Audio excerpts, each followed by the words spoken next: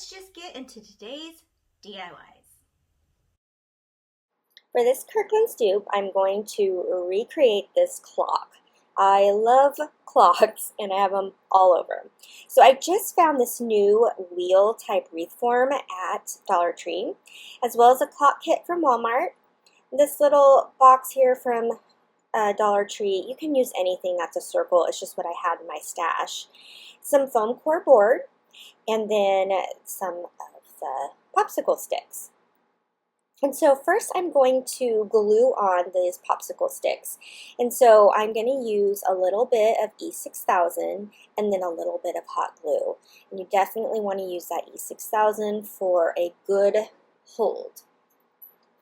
So now, is this not the coolest wreath form, like these wagon wheels? I am going to do some other projects with them that I'm really excited about. But when I saw it, I was like, oh, please let there be 12 spokes. And there was, so it's perfect to make clocks with. All right, so I am going to, so what happened here is I lost the footage of me gluing on the foam core board. So I basically just glued it on the same way as I did the tongue depressors, the popsicle sticks, whatever you want to call them. And then I just used some electrical tape to give it that extra security. And then I am going to paint the whole thing with Rust-Oleum's chalk paint in linen. Okay, so again, I lost some footage here and I'm not sure what happened. So I have, the way that I cut the circle out is I just, I traced this wagon wheel onto some foam core board, and then I just measured 1 inch both ways, and then just kind of free-handed the circle from there so that it would cover the sign. And then I just cut it out with an X-Acto knife. And then, and so if I can find that footage, I'll put it in at the end. But again, super easy just to cut the circle out yourself. Okay, and so I am also going to paint this lid cover here for the middle of my clock.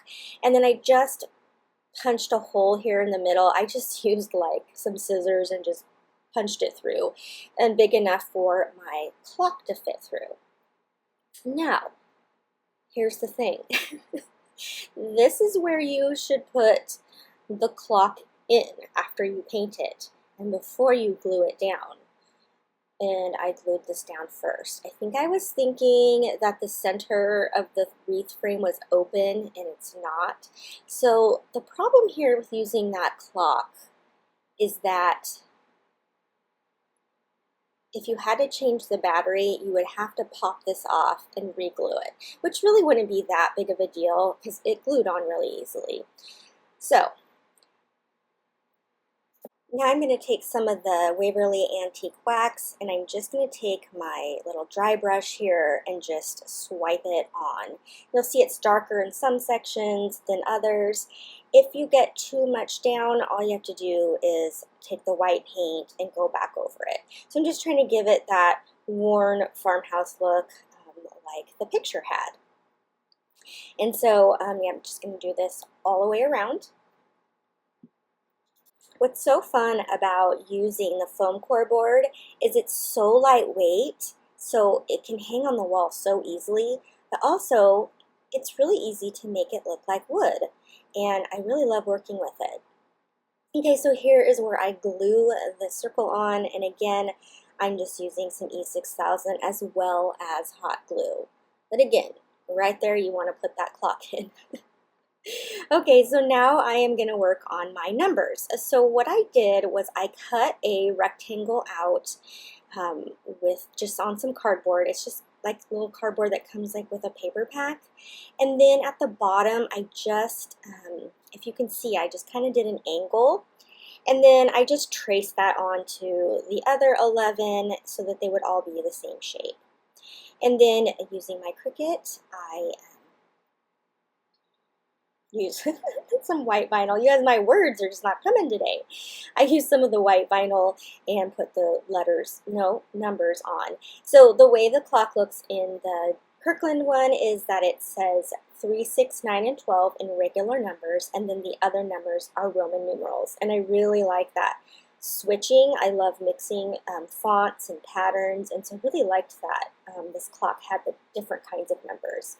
And then as you can see, I'm just taking the Rust-Oleum linen white paint and just going around the edges of this number piece, and it's just going to give it that worn rustic look as well.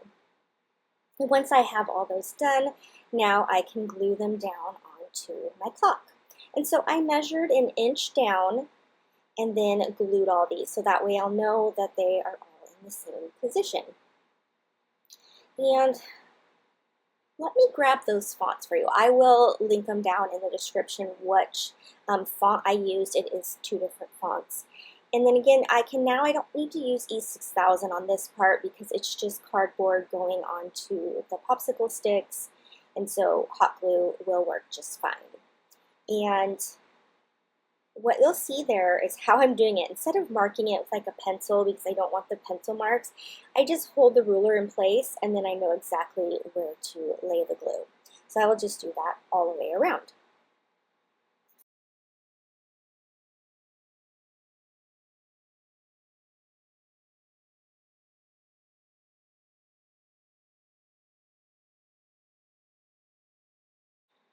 And here's the part where I discovered I had forgotten to put the clock base in there.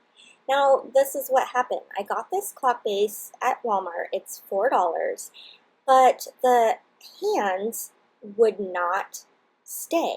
Like, I don't know what happened. I've used the clock kits before, so I know what I'm doing, but no matter what, those hands would not stay.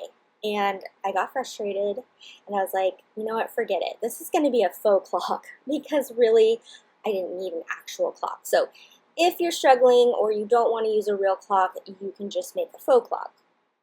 So I just used that same cardboard, and I just hand drew out some hour and minute hands, and then I just glue them down. Now, to make it look like the hands would move, actually they do move if I move them myself, I put a little eyelet or grommet, is what you call it, in the center. And so what you do is you poke a hole, not, with a hole punch, and then you take the crocodile, or there's other tools, but the crocodile is definitely the easiest, and you just squeeze it and it closes that grommet.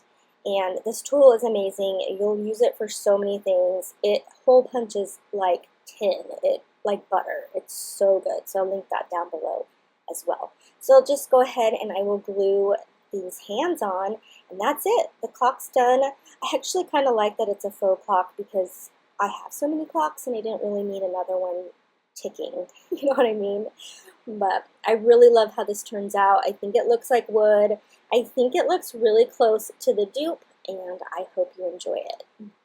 Also, I want to mention that I did make another clock like this last summer, and it does work. And so I will link that in the cards above so that if you'd like to go check that one out, you can see how a working one works.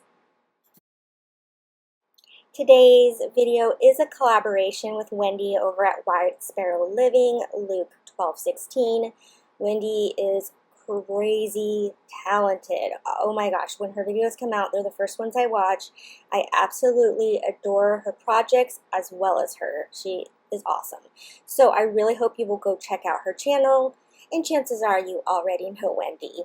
So make sure that you go over there and tell her that Lisa sent you. Also in this collaboration, Wendy and I each went on the Kirkland's website and found a couple projects and sent them to each other as a challenge. So this project is one of the ones that she sent over for me. So what I'm going to use is 2 of the white boards from Dollar Tree as well as the family sign from Dollar Tree. I thought I had a thankful, but I didn't, so I must have used that. And then I'm going to use 3 of these hooks that I got at Hobby Lobby. They retail for $4 and I got them for $2. I was going to use the over-the-wall hooks that Dollar Tree carries, but I went to 2 and they didn't have them. And then I remembered I had those hooks in my stash for a project that I decided not to do, so it ended up working out great. So as you can see, I just gave those a coat of the Rust-Oleum white chalk paint to cover up the words. And then with the family, I'm going to take my dry brush and I'm just going to lightly go across it. And it gives it the look that I saw in the picture. And I also like that it gives it that rustic vibe.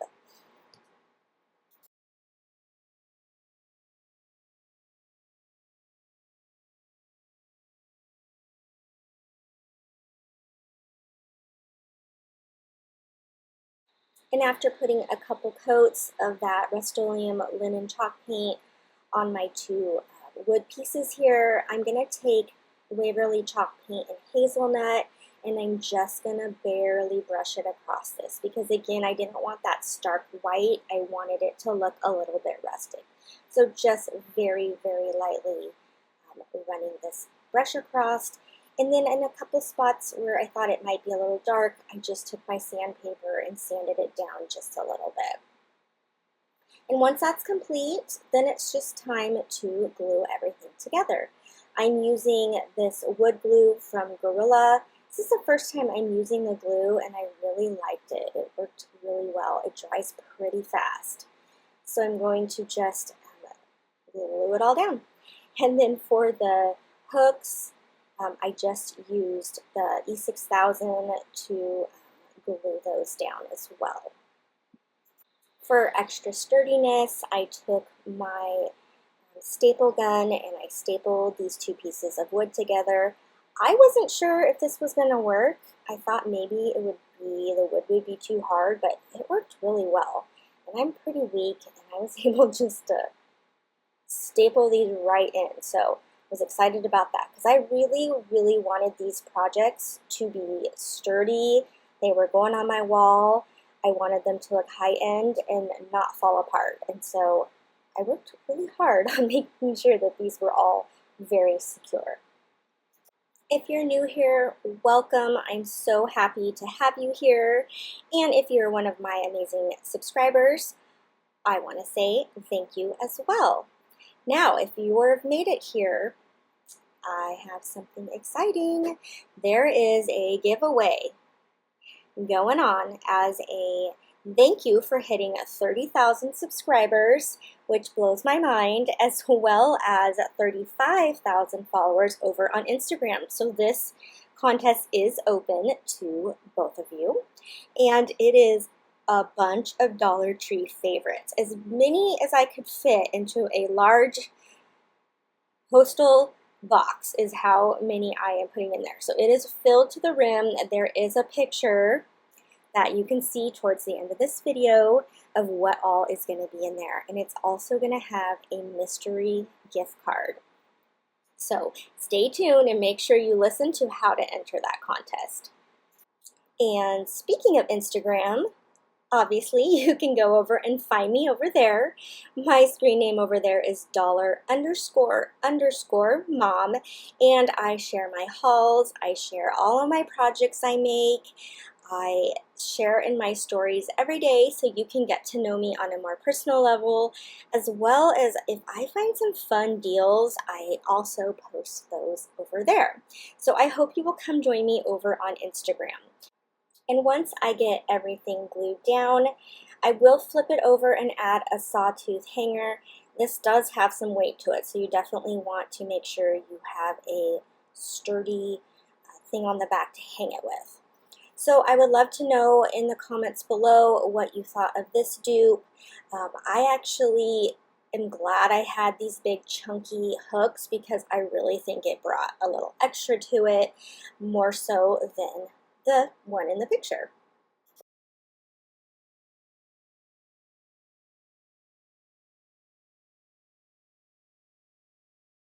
For this Kirkland's dupe, this was going to be my challenge because I got a miter saw and I've only used it just a little bit, and so I thought it would be so fun to try my skills out. And so all of this is going to be using 12-gallon size painter sticks. Now I was going to go to Walmart or Home Depot to pick some up because they come 3 in a pack for around $1. But I live closer to Ace, and so I went into Ace hoping they sell them. They do not sell them, but they were happy to give me 12 of them. So this project didn't cost me anything.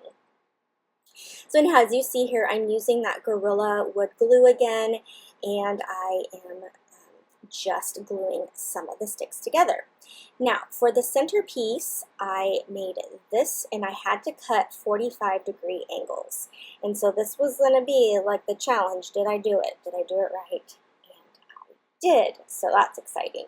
Now, I know you're curious, what are the dimensions? So I will put them down in the comments below. This is about 13.5 inches once completed. So I believe this little area here is 9 inches. But again, I'm going to put the exact ones down below. Now, because the stir sticks are only so long, they weren't long enough to do the diagonal.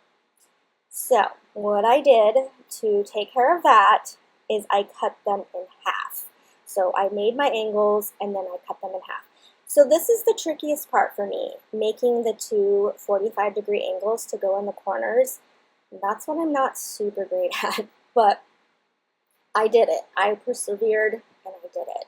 And so again, I'm just gluing that with the Gorilla Glue, and as you'll see there in the center, they don't come together. So if you had longer stir sticks, or your outside base was not as big as mine, then you wouldn't have that issue.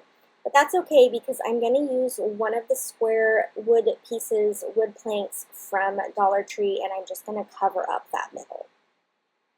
So for this bottom base, I'm going to use Waverly's Antique Wax to color this area. Now, one thing about this project is there was another layer on the top, but the cuts looked too difficult for me. I was afraid I would get too frustrated, and so I thought, I've got wins here, I'm going to just leave the ones I've cut. And so instead of that top layer, I found this little wood sunshine in my stash that I had picked up from Dollar Tree. So I'm just going to flip it over, and I'm going to use that on the center. Alright, so unfortunately though, when you get these free ones from Ace, they are embossed, and so you do need to smooth it out. So I took some of my wood filler and I just push it down into where it's been embossed. See there, and I'm trying to do it one-handed with the camera in my hand. But once I get all that down and it dries a little bit, I just sand it smooth. Now, I should have done that before I started painting, but I didn't think about it until after. So woodworking is very, very new to me, and so I'm learning as I go. So again, I did it on the cracks there, just to make sure I had a very nice, smooth, and like I said, a high-end looking piece. Alright, so that last square I painted white with my Rust-Oleum linen chalk paint, and then the square that I add to the middle, I used the hazelnut Waverly chalk paint as well. And then, like I said, I had that little sun that I picked up from Dollar Tree, and I like the neutral color, so I'm not going to paint it. I'm just going to keep it as is. And so, like I said, I changed up that top layer a bit because I thought it might just be a little bit too complicated for me. But if you make this project and you make that top layer, I would absolutely love to see how it turned out. Again, this is a good reason to come find me over on Instagram because you can send those to me or ask me any questions over there where I can send you images as well. And so that's it for this project. I am super proud of myself for using a big power tool, and now I'm not as intimidated to use it next time. So let me know what you think of this dupe. Alright, so here's what I was talking about earlier. This is the contest. Look at all of those really fun items that I think you will all enjoy and have probably been on the lookout for. And so to enter this contest, I want you to leave a comment down below telling me something that you feel blessed by. So somewhere in that comment, use the word bless, and that will get you entered into this contest. And I will announce the winner on my next video, which will be coming out on May 21st. So make sure that you don't miss out on that announcement. And if you subscribe, then you won't miss that comment, that announcement. So good luck to all of you, and I'm really thankful again for all of my subscribers, as well as all the new ones who have come over here today. So again, good luck. For this Kirkland's dupe, it is super easy. I took a 12 by 12 canvas and I pulled the canvas part up. I thought I hit record and apparently I didn't, but you basically just rip the canvas off. There's not a whole lot to it. And then I'm going to take my Waverly chalk paint in black or ink or what color is that? Anyhow, it's a black color.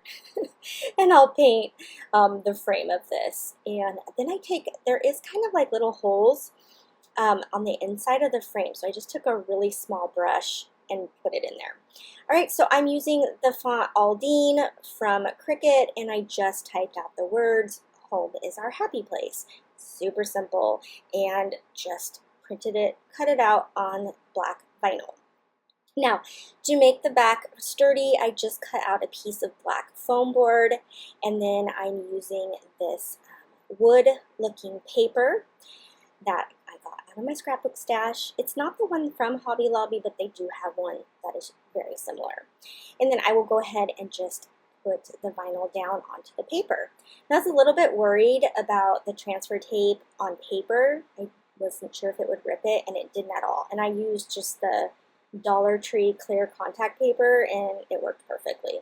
So I will just, I just kind of measure, make sure it's not going sideways or diagonal, or, you know, I want it to look balanced. So I go ahead and I put this down on the paper, and then I'm just going to double stick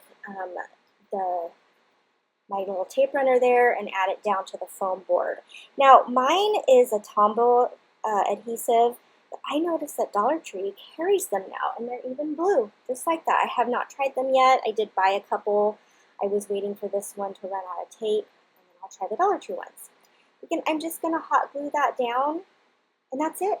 It's the easiest project, and I think it looks just like the Kirkland ones, and for just a couple dollars.